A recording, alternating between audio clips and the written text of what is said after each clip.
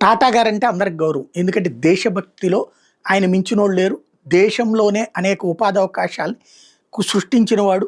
ఇక్కడే manufacturing sector, consultancy services ఇవన్నీ develop చేసినవారు.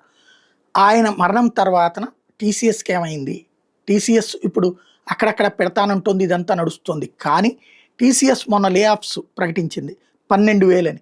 కానీ ఇప్పుడు అదే సంస్థకు సంబంధించినటువంటి కొంతమంది సోషల్ మీడియాలో పోస్టులు పెడుతోంది ఏంటంటే, లే ఆఫ్స్ కొన్ని, రిజిగ్నేషన్స్ బలవంతంగా చేస్తున్నాయి కొన్ని.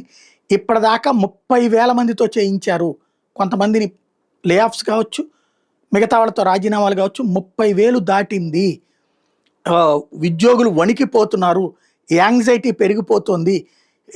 ఏ ఈ ఉద్యోగపు తొలగింపు అనేటటువంటి గొడ్డలి ఏ క్షణంలో మా మీద పడుతుందని భయపడిపోతున్నారు అంటూ అట్లా ఒక ఉద్యోగిని పెట్టినటువంటి పోస్టుతో ఇప్పుడు సంచలనం సృష్టిస్తోంది.